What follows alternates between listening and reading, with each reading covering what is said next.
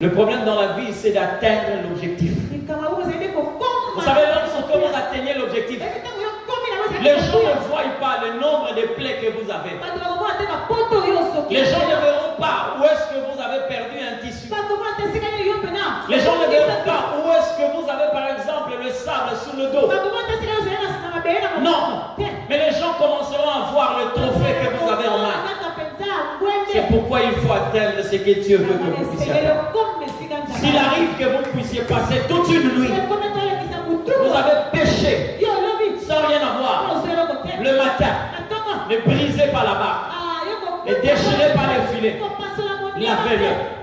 Parce que vous êtes à côté de quelqu'un qui a la possibilité de ramener ce qui était perdu et de vous redonner même plus que vos espoirs.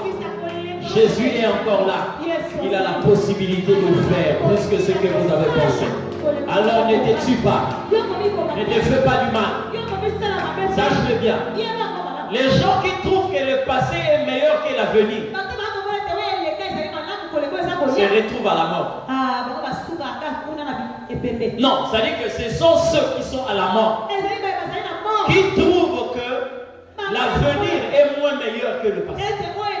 Parce que quand vous avez perdu la vie, ce qui devient mieux pour vous, c'est le passé. Parce que l'avenir, vous allez vous décomposer. D'accord? Mais celui qui vit trouve toujours que l'avenir est meilleur que le passé.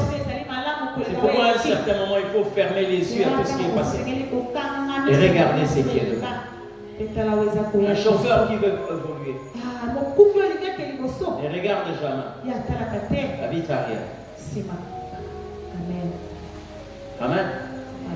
Ils lavaient leur filet. C'est ce qui est en train de manquer. Quand on lave le filet, on se donne encore une nouvelle chance. On se donne encore une nouvelle chance. On se débarrasse des algues, des morceaux de pierre, des morceaux de bois, des algues. Parce qu'on veut un filet propre. Et c'est ce qu'a fait Simon et les autres pêcheurs. C'est pas fini. Écoutez-moi très bien. Vous savez, dans la vie, il y a des gens qui ont toujours trouvé ce qui était marrant sur leur chemin. Et malgré ça, ils ont toujours eu la force d'avancer. C'est ce que Dieu peut faire. Même quand tu rencontres des situations difficiles, quelquefois Dieu ne vient pas pour enlever ce qui est difficile, mais il te redonne seulement la force pour que tu atteignes ce qui est meilleur. C'est comme ça que Dieu, quand il t'a promis Canaan, il a la possibilité de remplir ton estomac de pop-corn pour que tu attendes les jours où Dieu va te visiter. Même si tu as besoin de poulet, même si tu as besoin de shawarma, de pizza, de tout ce que vous connaissez, Dieu, ce qui lui importe, c'est seulement la date là. Mais il peut faire de sorte que, au lieu du poulet, il te remplit seulement le ventre de pop-corn. Ce qui intéresse Dieu, ce n'est pas ce que tu vas manger, mais c'est là où tu dois arriver. Et ça va arriver. Amen. Amen. Amen. Comment vous pouvez admettre que quelqu'un qui est quelque part pendant 38 ans, il cherche la guérison, il n'en trouve pas. Mais le monsieur est toujours là. Quelquefois, quand on parle de ça, vous prenez ça avec beaucoup de temps. Bien aimé, 38 ans. Hein? 38 ans. Qui a 38 ans ici? Je sais que tu as du mal quelquefois à révéler ton âge. Oui. Très souvent dans les anniversaires, on se demande Dieu m'a ajouté une année de plus. Tu as maintenant combien? C'est combien? Une bougie de plus. Mais combien? Ok.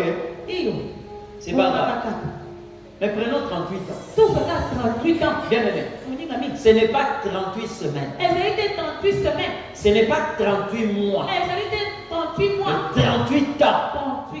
Jour pour jour. Et cet homme a essayé 6 jours de la semaine Parce qu'il n'y avait que le sabbat où l'ange ne descendait pas. Mais le reste c'était des opportunités pour lui. Mais une seule phrase s'est répétée dans sa vie. Quand j'y vais, quelqu'un d'autre tombe avant. Quoi de plus normal que de se décourager? Hein? Quoi de plus normal? Admettons que vous êtes en train de chercher quelque chose. Pendant 38 ans. Vous n'en trouvez pas. Il y a lieu de se décourager. Mais cet homme attendait la 38e. Et même lorsqu'on parle de 38 ans, il attendait le dernier mois. Non seulement le dernier mois, il attendait la dernière semaine. Non seulement la dernière semaine, mais il attendait les derniers jours. Non seulement le dernier jour, mais il attendait la dernière heure. Et non seulement la dernière heure, il attendait la dernière minute. Quelle patience! Et Dieu lui donnait la force pour attendre cette dernière minute. Ça a pris 38 ans. 38 ans. Et ne se découragez pas. Mon frère, ma soeur, ne décourage pas. Le silence de Dieu. Quelquefois, ce n'est pas le rejet. Ce n'est pas l'oubli. Mais il sait ce qu'il a arrêté. Et il garde le silence. Parce qu'il sait que ton lendemain est meilleur. Ton lendemain est meilleur. Amen. Il y a des moments où il y a des gens qui se livrent à une sorte de jalousie. Lorsque, une jalousie bien masquée, bien sûr. Quand on dit que voilà, aujourd'hui c'est pour lui, demain c'est pour moi. Quelquefois le demain c'est pas pour toi. Quand tu dis demain là, toi quelquefois c'est pour le mois prochain. Quand on dit que les paniers circulent encore, toi quelquefois on n'a pas utilisé les paniers. Amen. Ça dépend de ce que nous attendons auprès du Seigneur. Si avec lui on a utilisé le panier, toi on peut utiliser une citerne. On peut utiliser un tonneau. Alors, ne t'emballe pas dans ce qu'il est en train de vivre. Ils lavaient leur filet. Je te parle ici sur le principe qui conduit à la pêche miraculeuse. Donc ce matin, il y a quelqu'un qui doit se débarrasser de tout ce qu'il a fait. Des mauvais moments dans sa vie. Un passé sombre. Amen. Ouais. Oh. Comment vous pouvez comprendre que quelqu'un qui a été déçu par une personne qui a été déçue par 4 fiancés. Maintenant, toi, tu rencontres le 5e. Et tu vas lui faire porter la charge de ces 4 fiancés. Hein? Comment? Tu commences à aimer avec réserve. Parce que il y a eu 4 terroristes qui sont venus, qui se sont fait exploser. Alors quand le 5e arrive, tu veux lui faire porter la responsabilité. Non, comment ça? Hein? Quand ça n'a pas marché, lève-toi, lave tes filets, sois clean. Comme si rien n'était. Parce que cette attitude va te servir, mais comme aussi cette attitude va te pénaliser. Amen. La Bible dit ceci. Là, je suis au verset 3. Dit ceci. Jésus monta dans une barque qui appartenait à Simon. Ok? Mais j'aimerais préciser un point très important. Et il demanda à Simon de s'éloigner un peu de terre. Suis-moi très bien. Suis-moi très bien. Jésus dit à Simon, éloigne-toi un peu de terre. Si vous voulez vivre la pêche miraculeuse, ou encore la vie miraculeuse, des affaires miraculeuses, tout ce que vous voulez. À un certain moment, vous devez apprendre à vous éloigner de ce qui est ancien. Gardez Pierre là. Gardez Pierre là. Lui laisse l'opportunité de se souvenir de ses échecs d'hier. D'accord? Laissez Pierre là. Il est en train de regarder les saletés qu'il a enlevées de son filet. Et ça lui rappelle la nuit d'échec. Jésus lui dit, éloigne-toi un peu.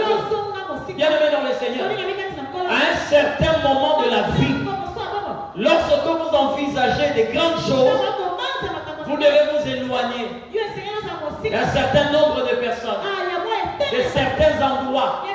Vous devez vous éloigner même de certaines attitudes. Comment est-ce que vous voulez recevoir une nouvelle chose, mais vous avez des anciennes attitudes? Même lorsque Tamar a voulu se faire passer par une femme prostituée, mais elle a enlevé les habits du veuvage. Amen. Elle a enlevé les habits du veuvage. Elle a porté, s'est habillée comme une prostituée. Et elle est allée rencontrer Judas. Tu ne peux pas te faire prisonnier d'une ancienne attitude et attendre de nouvelles choses. Non. Ce que Dieu te promet, c'est la joie. Mais tes yeux sont toujours larmoyants.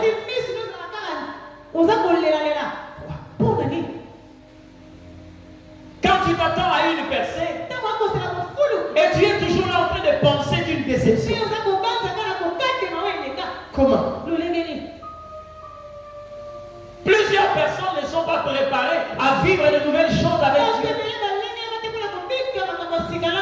Jésus dit à Pierre, éloigne-toi un peu de terre.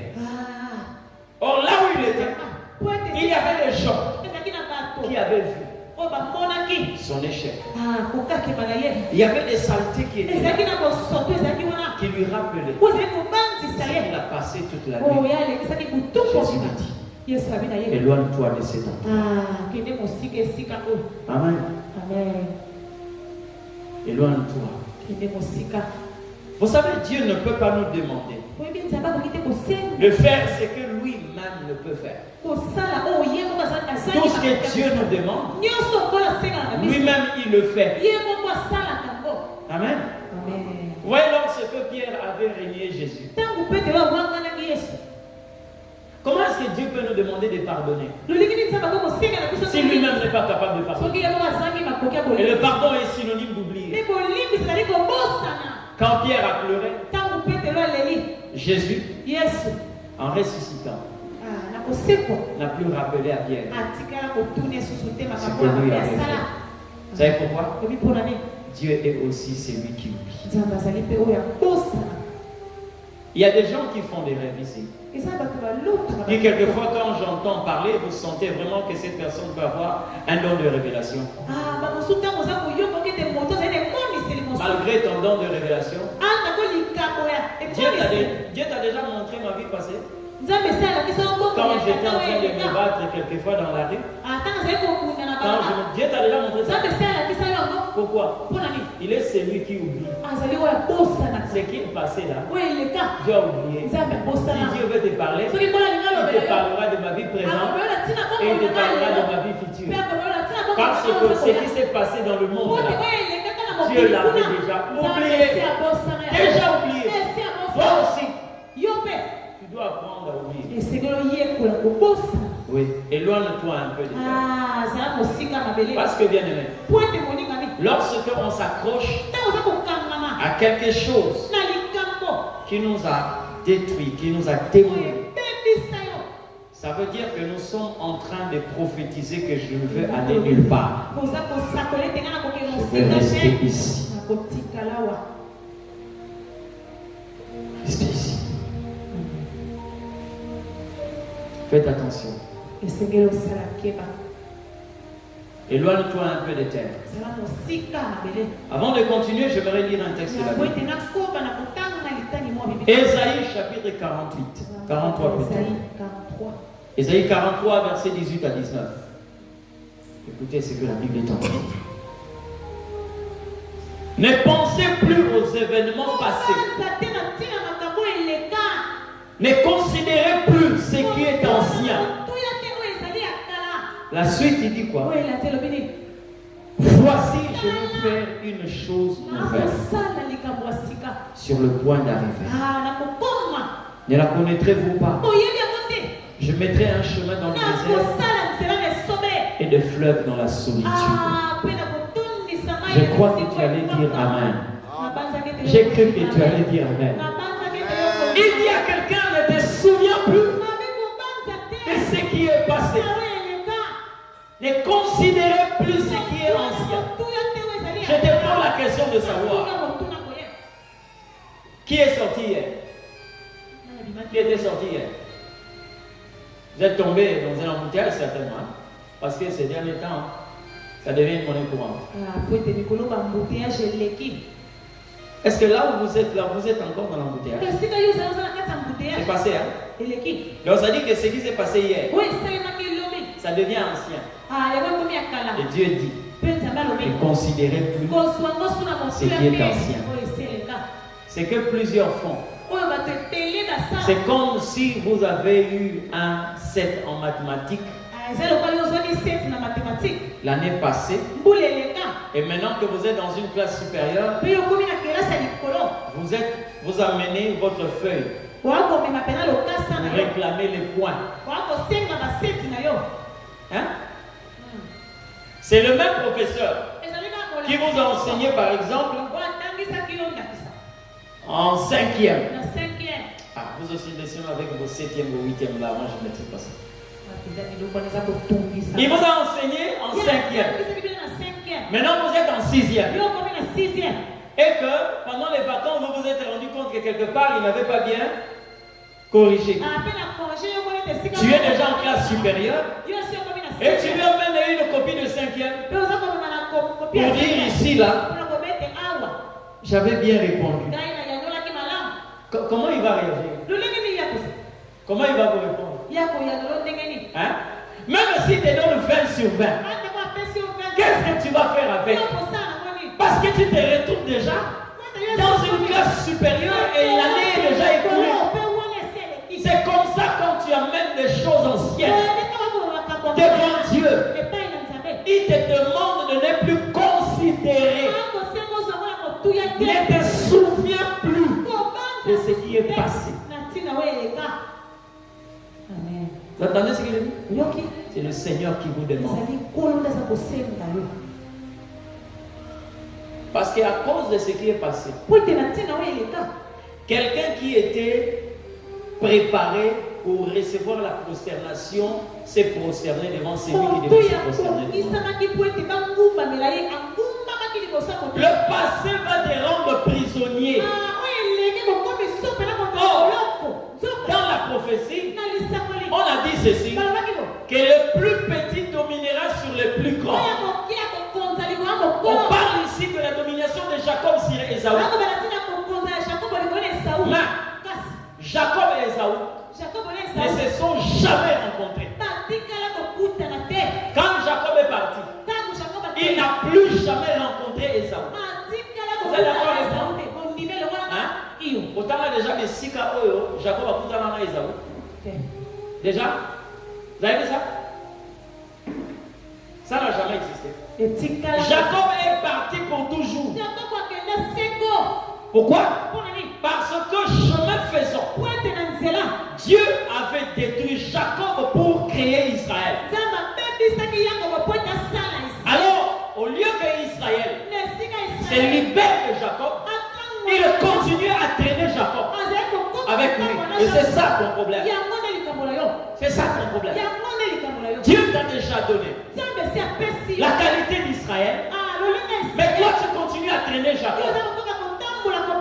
Or, Dieu n'a jamais prévu que Jacob rencontre Ésaü. D'accord? Mais c'était plutôt Israël qui devait rencontrer Esaü. Mais comme Israël. Mais ce n'était pas libéré de Jacob. Quand il a entendu que Esaü est en train de venir,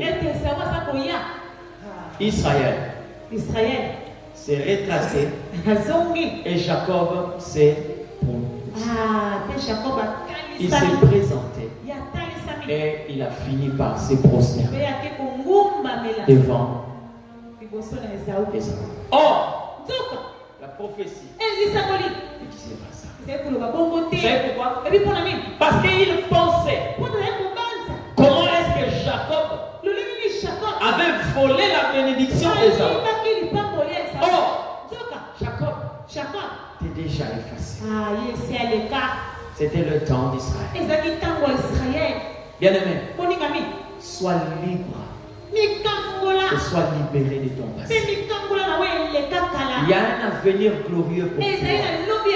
Ce qui vient après est plus glorieux par rapport à ce que tu as connu dans le passé.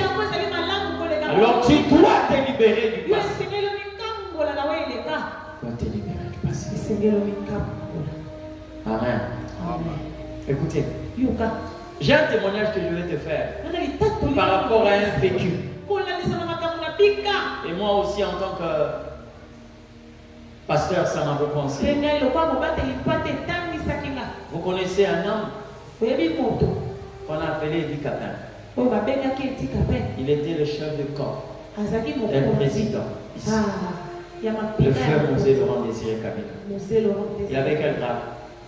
Colonel de l'armée. D'accord? Aide-camp de Mosé.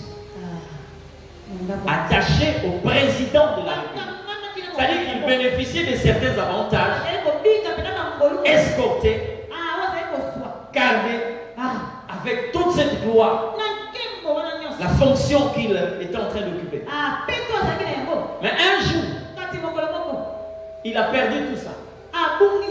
On l'a jugé comme étant le responsable de l'assassinat de Mosé Laurent Désiré Kabila. Qu'est-ce qui s'est passé? Il a été condamné. D'accord? Condamné. Non seulement qu'il est condamné, il est dégradé. Non seulement qu'il est dégradé, il est radié de l'armée. C'est-à-dire, quand on te dégrade, même si tu es général, tu deviens un soldat simple. Mais lui, on ne l'a pas laissé là. Mais après l'avoir dégradé, on l'a radié de l'armée. Il est devenu un citoyen simple. Dites-moi un peu, qu'est-ce qui était glorieux dans sa vie? C'était le passé ou le présent ou le futur? Selon vous, qu'est-ce que cet homme-là pouvait regretter? 20 ans de prison. Il devient un citoyen simple. Colonel qu'il était, rattaché à la présidence. Mais il est dépouillé de tout. Selon vous, si cet homme-là pouvait regretter, il allait regretter quoi? Hein? Il allait regretter quoi? Son passé. J'étais colonel. Un militaire bien formé. J'étais proche du président de la République. Mais, pardon.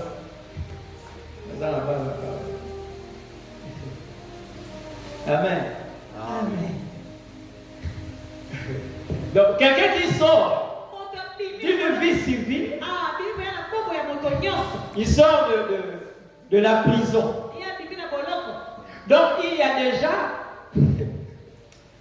Seigneur, il y a déjà un décret qui le condamne, qui le dégrade, qui le radie de l'armée. Mais si on pouvait enseigner à cette personne que ton futur est plus glorieux que ton passé, qui allait dire quoi?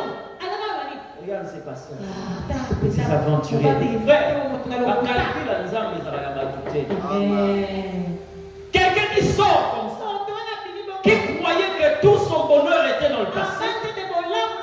Quand il sort, rien ne vient si vite. Une ordonnance sort. Il est nommé général. D'accord.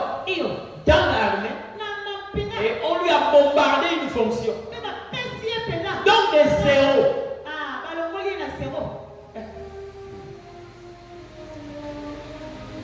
Oui, beaucoup.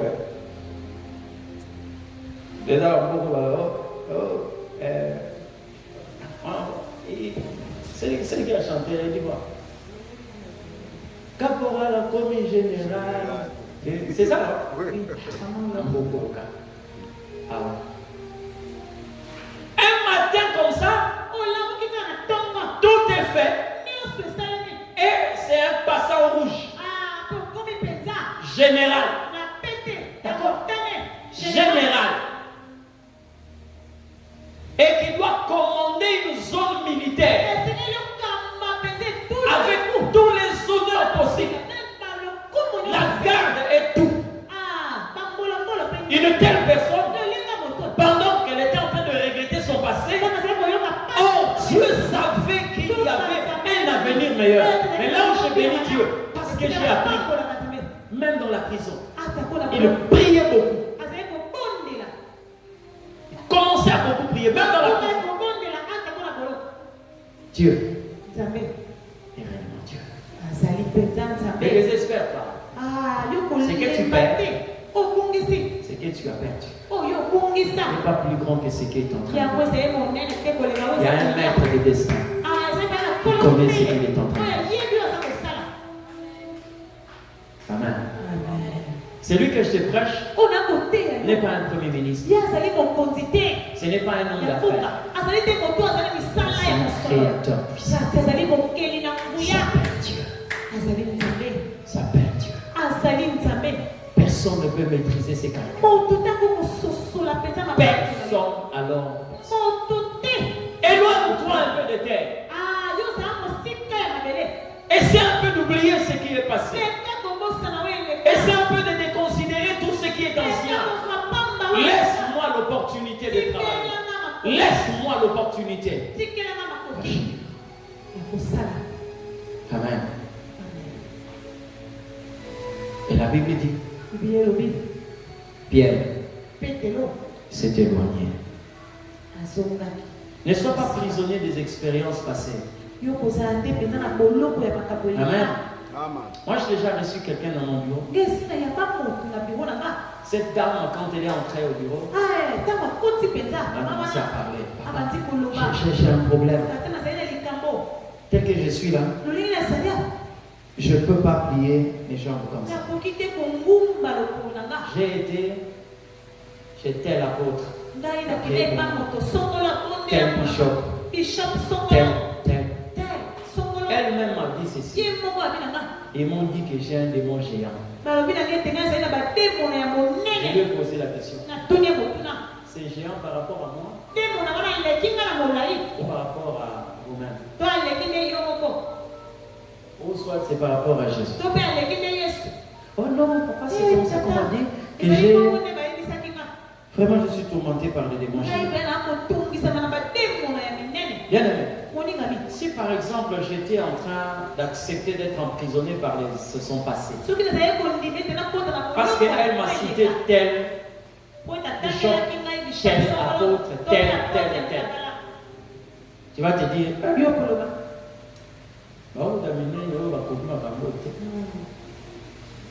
hein? C'est là où j'aime Dieu. C'est là où j'aime Dieu. Pendant que nous étions en train de parler, je lui ai seulement parlé de Dieu. On a partagé un tout petit peu. On a prié. Amen, amen. Comme j'avais des gens que je devais recevoir, elle est sortie. Elle est restée dehors. Une autre personne est entrée. Au moins 5 minutes après, j'entends dehors. Seigneur, Seigneur. Le croyais que quelqu'un était tombé ou quoi? Ah, c'est elle qui était en train de parler. Et la soeur qui était là, celle qui était au protocole. Maman, qu'est-ce qu'il y a?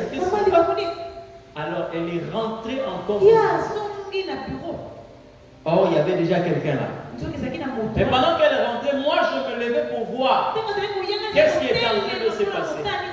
On s'est croisés là. Elle me dit, papa, j'ai pas compris, j'ai pris la chaise. C'est pour la première fois pour au moins 5 ans, j'ai plié mes genoux. Je me suis assise, je ne comprends pas. Et elle a commencé à faire ça. Elle dit, je n'ai jamais fait ça. J'ai eu même des problèmes avec les gens dans le bus. Quand j'entre, je dois mettre mes pieds comme ça. Papa, je comprends. J'ai dit, mais on a prié. Mais on vient de prier. On a cité le nom de Jésus. Et tu comprends que celui qui est plus élancé, moi je n'ai pas de démon géant, mais j'ai un Dieu géant. Et il finit par faire prosterner tous les démons géants. Alléluia. Si Goliath était géant, ce n'était pas par rapport à David. C'était par rapport à Saül qui avait perdu Dieu. Mais David savait qu'il y avait un géant, plus géant que Goliath. Alléluia. Tu dois apprendre à faire taire les expériences passées. Tu peux échouer hier, mais aujourd'hui, ce n'est pas hier. Dieu m'a donné encore la chance d'aller de l'avant. Amen. Cet enfant n'écoute pas. Quand tu dis ça, c'est par rapport aujourd'hui ou par rapport à hier. C'est par rapport au mois prochain ou c'est par rapport au mois passé. Amen. Par rapport à quoi? Par rapport aujourd'hui. Demain? Non. Ce qui est passé est passé. La pêche miraculeuse. Le miracle vient par la considération. Ce qui doit arriver. Dis après moi, hier ce n'est pas aujourd'hui. Hier ce n'est pas aujourd'hui. Demain sera plus meilleur. Et si Dieu t'a parlé ce matin, c'est pour te préparer à ce qui va se passer. Là où je trouve bizarre, c'est qu'il y a des enfants de Dieu qui sont préparés à vivre les contraires de la volonté de Dieu. J'ai déjà entendu une maman me dire ça. Papa, moi quand je suis là pendant au moins une semaine, tout est calme. Il faut seulement s'attendre la semaine prochaine. Quoi? Oh, quand tu vois le diable tranquille, il peut te laisser une semaine. Et l'autre semaine là. C'est compliqué. Hein? Moi, il y a quelqu'un qui m'a dit, je me suis accaparé de ses paroles parce que je veux que ma vie soit comme ça. Parce que l'Éternel veut que ma vie soit comme ça. Il a dit ceci. Moi, je ne mourrai point. Je vivrai et je déclarerai les œuvres de l'Éternel. Il n'a pas partagé sa vie entre le diable et l'Éternel. Non. Mais il dit ce que je veux vivre. Quand les gens me voient, quand ils regardent ma santé, ils ne voient que l'Éternel. Quand ils voient mes finances, ils ne voient que l'Éternel. Lorsqu'ils voient mes enfants, ils ne voient que l'Éternel. Lorsqu'ils voient mon travail, ils ne voient que l'Éternel. Quand ils voient même mon vestimentaire, ils ne voient que l'Éternel. Moi, je ne mourrai point, mais je vivrai. La vie que je veux mener ne parlera que de l'Éternel Dieu. Parlera que de l'Éternel. Alléluia. Ta vie ne sera pas comme un tableau dans une école. Oh non, il faut la couleur noire pour que le blanc soit visible. Non, non. David a refusé ça. Il n'y aura aucune partie du noir dans ma vie. C'est pourquoi quand tu regardes les tabernacles, tu vas te rendre compte. Il y a toutes les couleurs, sauf la couleur noire. Dans les tabernacles, aucune chose n'avait la couleur noire. La seule chose qui pouvait donner la couleur noire au tabernacle, c'était le charbon. Or, là le Seigneur a dit, le feu ne s'éteindra jamais. Donc même le charbon que vous voyez là, a la couleur rouge. Si le charbon devient de cendre, il n'y a jamais une cendre noire. Je ne parlerai que de l'Éternel. Rien que de l'Éternel Dieu. Ta vie future ne parlera que de l'Éternel. Le passé restera dans le passé.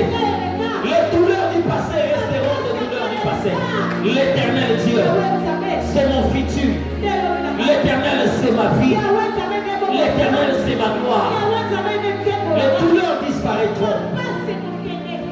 Ce matin, quelqu'un est en train de dire à Dieu, je vais atteindre une vie miraculeuse.